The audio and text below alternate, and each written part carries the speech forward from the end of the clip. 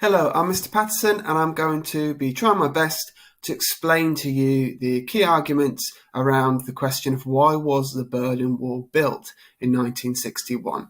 Now we're going to have a look at the context in which the wall was built, looking at the years building up to it, and also going just a little bit further back before we move on to that. And also we're going to consider the consequences of the wall being built, both the immediate consequences, the longer term consequences, right up to considering the impact on the present day.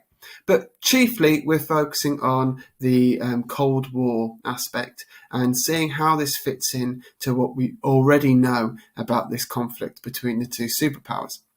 So before we move anywhere near the construction of the Berlin Wall, it's really important to consider where Berlin has come up previously. Berlin, of course, is the scene of the successful triumph of the Allies in the Second World War, and thus was an important symbol right from the start.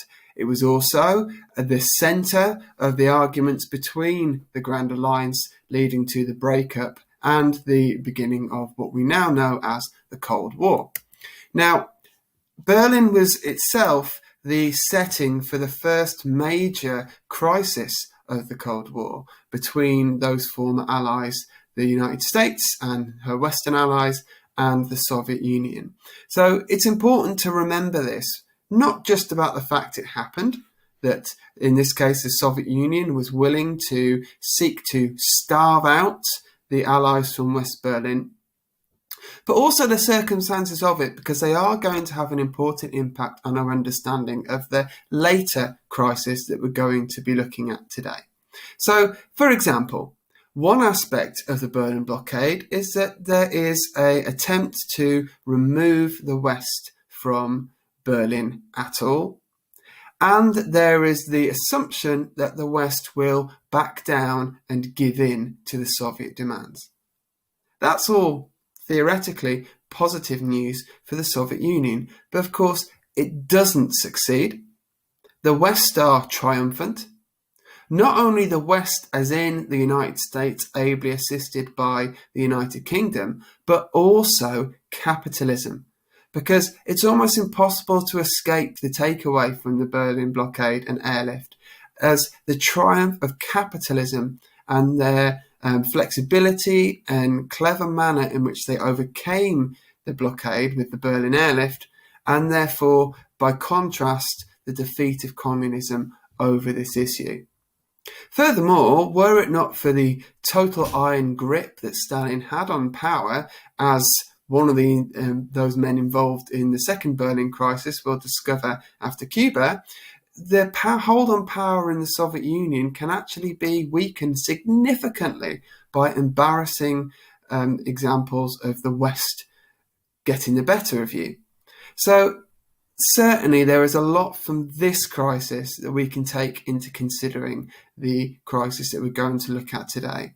But if you take nothing else, please be aware of this simple fact, but goodness me, how many exam questions have I read over the years which have seemed to misunderstand this fact. This Berlin crisis was 1948 to 1949. It did not involve the building of the Berlin Wall. If you are asked about a crisis involving the Berlin Wall, it does not involve a blockade, it does not involve an airlift. The crisis that you'll be writing on, and the one we're going to look at today, is from 1958 to 1963. Really, really important that read the question properly. So, this crisis that we're going to be properly focusing on today. Well, one of the first aspects we're going to look at is it's focusing on an ultimatum. I think it's the most important piece of vocabulary that you're going to need to understand how the Berlin crisis comes about. So I just want to take a moment just to consider it in a bit more depth. Firstly, what is it? An ultimatum is a final demand attached to a threat. The noun ultimatum has Latin roots, meaning final. That's still what the word means today. So ultimatum is final. Characteristics: it's a final demand, usually with an implicit, which means suggested, or explicit, which means publicly stated, or else attached to it. If you don't do what we are demanding you to do, this will happen. And of course, in an ultimatum, that this will happen is never something which the person being given the ultimatum wants to happen. Often, an ultimatum will include a date by which the demand is to be fulfilled. Now, before we consider examples from history, just to reinforce this idea of ultimatum, I think it's worth just taking it out of the context of history so perhaps we can understand it a little bit better. For example, an ultimatum might be a sports person who is demanding more money in their wages, otherwise they will hand in a transfer request and move to a different team. An ultimatum could be in a relationship where one member of the relationship issues an ultimatum to the other to stop doing something that they don't like, otherwise they'll break off the relationship. Now, to come back to history, surely the classic ultimatum is the Senate's decree from the 7th of January 49 BC, where Julius Caesar was given an ultimatum to give up his command. The word ultimatum itself is actually derived from the decree that was issued from the Senate, Senatus Consultum Ultimum. Now, it led to Caesar famously crossing the Rubicon 3 days later, and so alia iacta est, the die has been cast, and ultimately we see the course of human history, certainly from a European Roman point of view, changed by that.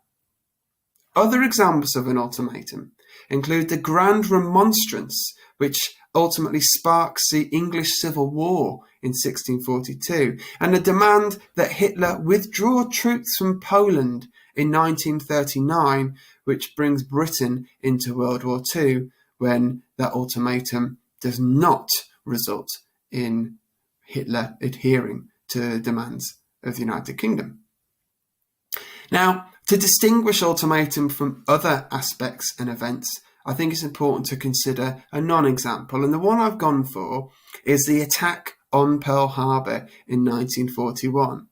Now, I think it's really important because examples I've given, such as the Grand Remonstrance and the demand for withdrawal of troops from Poland, in both instances, we can look at those as ultimatums which actually led to a war.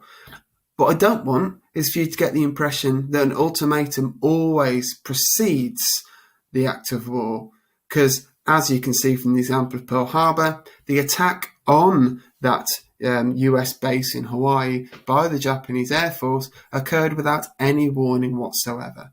I could have picked out other non-examples as well, for example, the attack of 9/11 by Al-Qaeda, led by Osama bin Laden on the United States, but you get the idea. Antonyms, which are opposites for ultimatum, might include a request. You might ask for something rather than demand it. Condemn or condemnation. Perhaps a nation condemns the behaviour of another country, but ultimately it doesn't lead to any further action. There's no or else. An invite, an invitation, or encouragement of that action. All of those differ wildly from ultimatum. Now, that's important because one of the first acts we're going to see in terms of our crisis is an ultimatum. Now, this ultimatum comes from Nikita Khrushchev. Now, by this stage, 1958, Nikita Khrushchev has firmed up his position as the leader of the Soviet Union.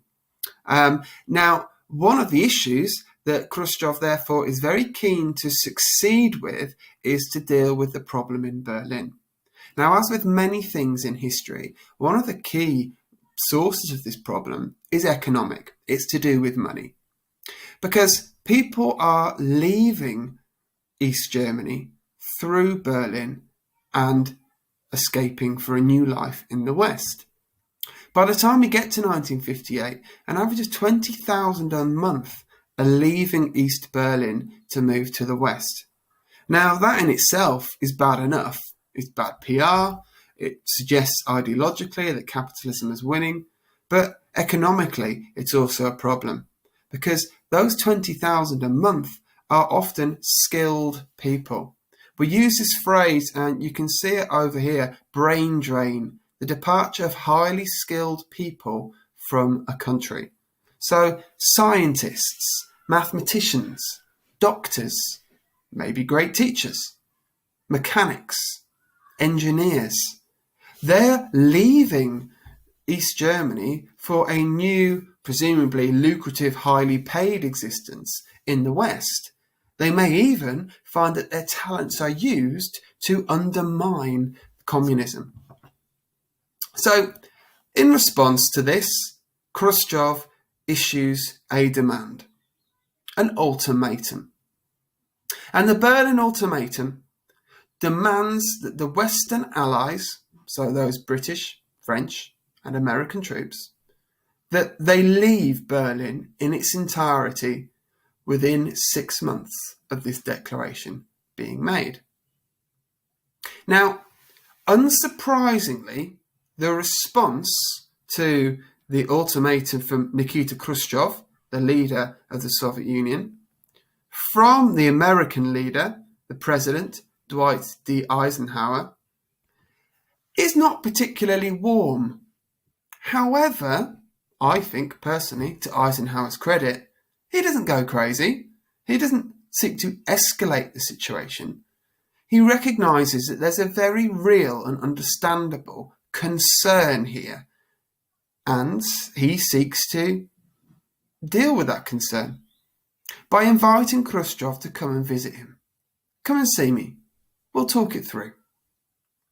Now, this in itself is really quite a fascinating development because from a position of the relationship between the two sides appearing to worsen, we're actually flirting with the idea here of it significantly improving because we haven't had a Soviet leader go and visit America. And while he's there, Khrushchev certainly enjoys himself. Khrushchev's here on the right of the car. We've got Mrs. Khrushchev in the left, and in the middle is President Eisenhower. Now, this trip is an attempt to try and find some common ground. And as with many meetings between leaders, it doesn't achieve a great deal politically, except to remove some of those suspicions between the two sides. And ultimately, at least the wish is, that it will lead to more concrete, lasting changes following up the meeting. So that's where things are left. Let's have a summit. Let's get together in the future and really sort out our differences once and for all. So it's really positive.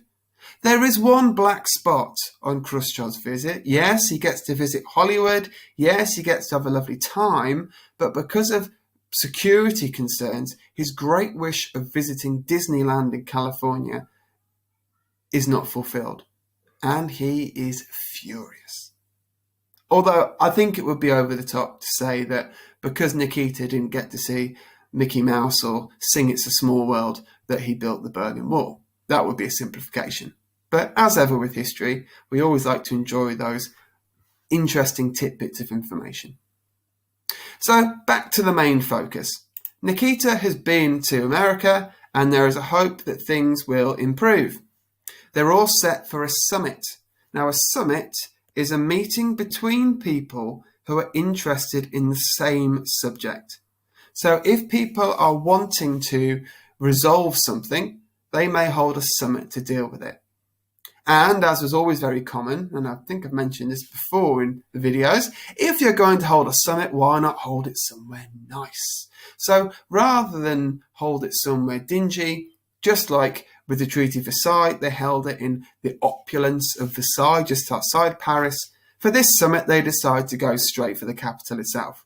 Let's go and have a nice time in Paris. Meanwhile, whilst we're there, we can settle our differences. Problem being that even if some of the noise, some of the relationship between the sides has improved, they're still actively working against one another. And something that both sides do unapologetically is engage in something called espionage. Now, espionage means the act of organised spying, usually with the goal of uncovering sensitive military or political information. Now, espionage had been a hot topic between the two sides. Dwight Eisenhower had made a quite radical proposal years earlier of an open skies system. He said, look, we've got satellites now. We can see into each other's backyard. So why don't we just allow it? Why don't we allow each other to check on what we're up to? Now, the Soviet Union wasn't having any of that. As a secretive nation anyway, they weren't willing to let the United States see just exactly how powerful or otherwise they were. So they, if you excuse the pun, shot it down. So with that rejection of open skies, that should have been the end of it. But it wasn't, because the United States were very fond, through an organisation called the CIA, the Central Intelligence Agency, of continuing with their espionage. Now, after all, we've seen the product of espionage before, when Stalin knew full well about the development of the nuclear bomb because of espionage. So both sides were at it, but this was a highly sensitive time. And shortly before the Paris summit, the Soviet Union shot down an American spy plane called a U-2 spy plane. Now, they captured the pilot, but they didn't tell the United States that. And pilots were under instructions to take their own lives if they were caught. Do not talk.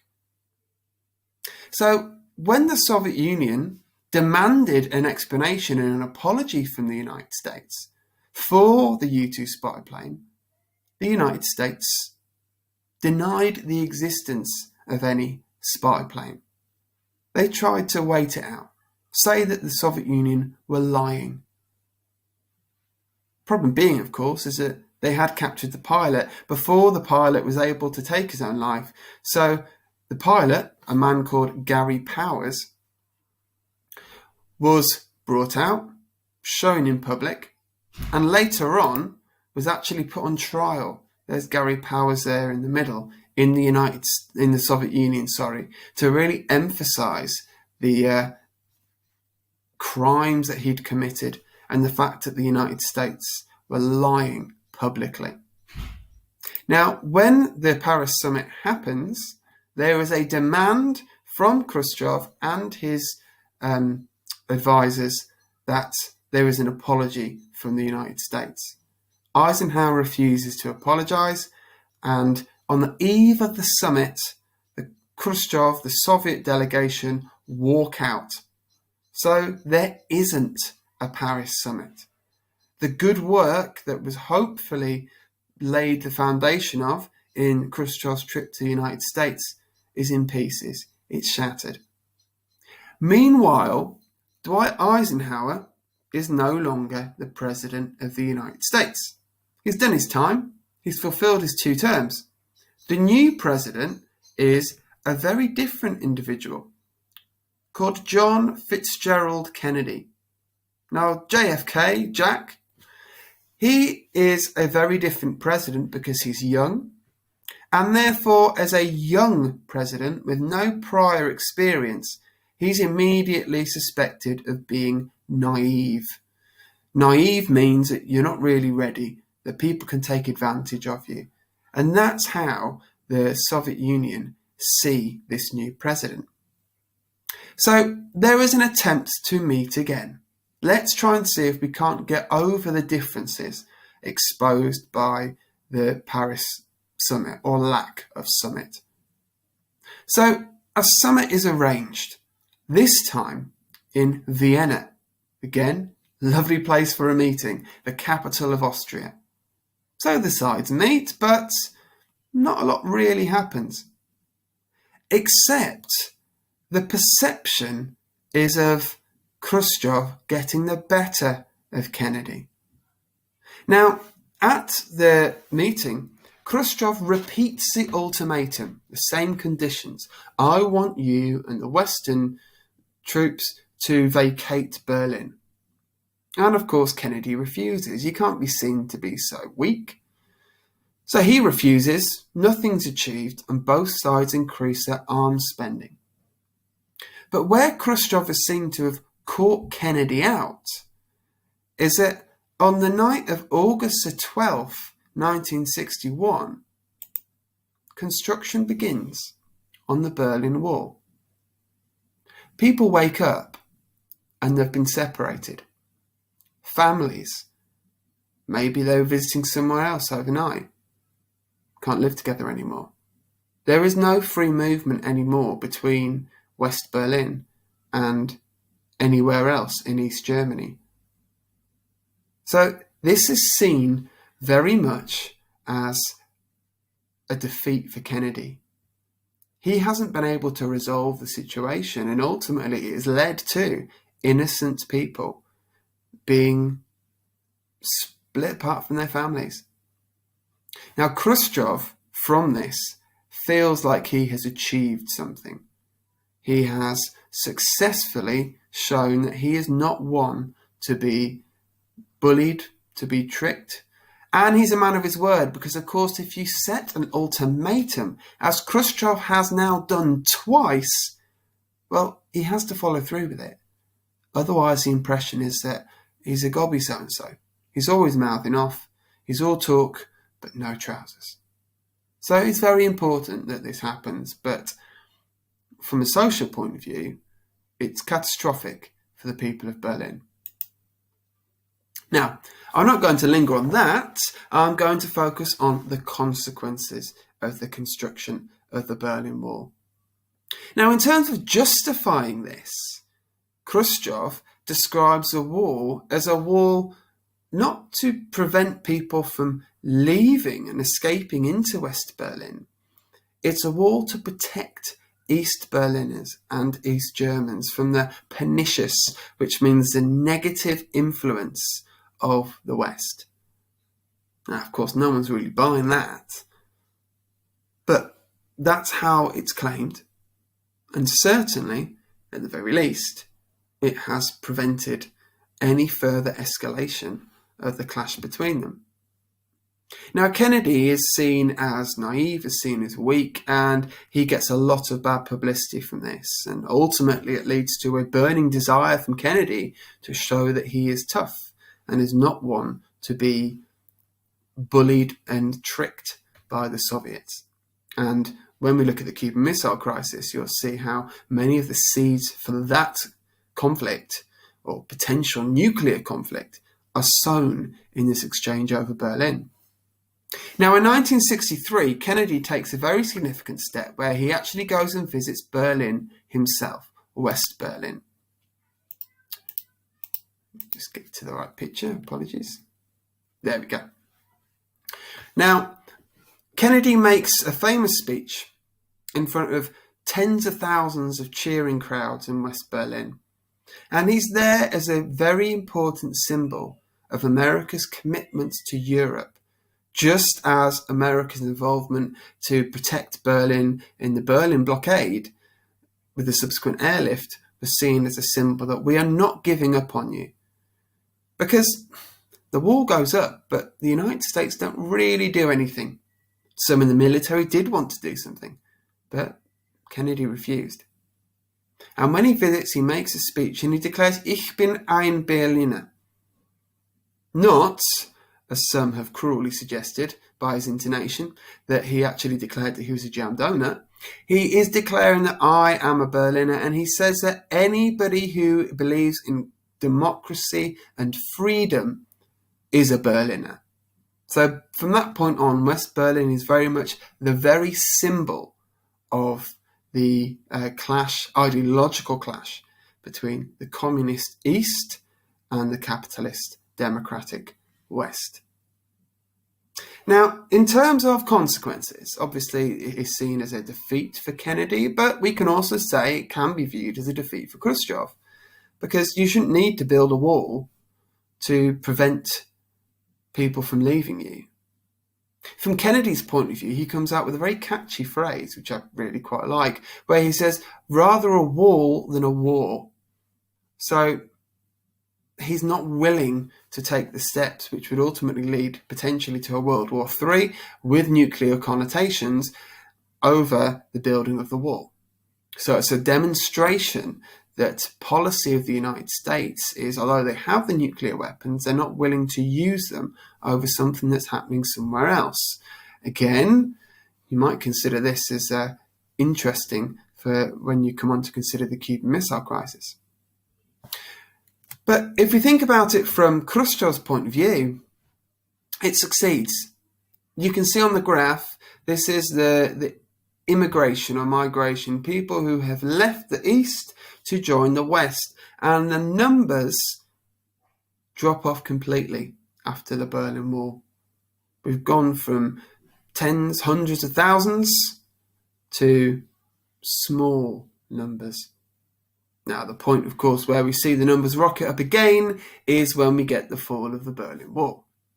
But Khrushchev could feel justified in his actions, and ultimately the brain drain, the crisis over those intelligent, capable individuals defecting to the West, well, that's over.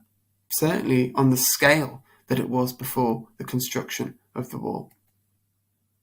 Now, in terms of other consequences, and I've mentioned Cuba a couple of times here, so I'll be a bit more specific now.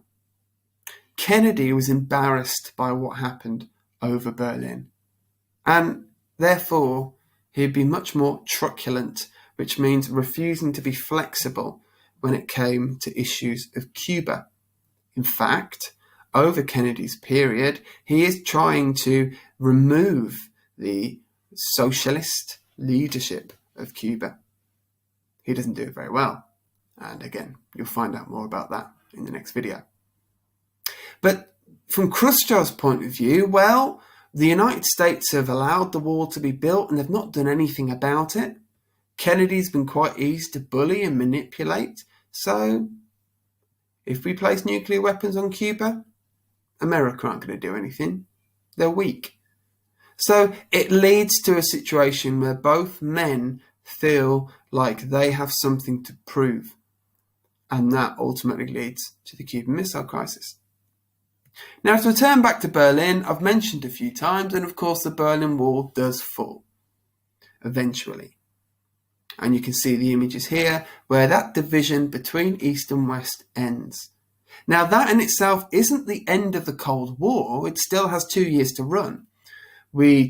Historians tend to date the end of the Cold War as 1991 with the dissolution, the dissolving of the USSR, ultimate victory for the West. But for many, it's a point of no return. Once that wall falls, the path towards an end in capitalism versus communism is in sight.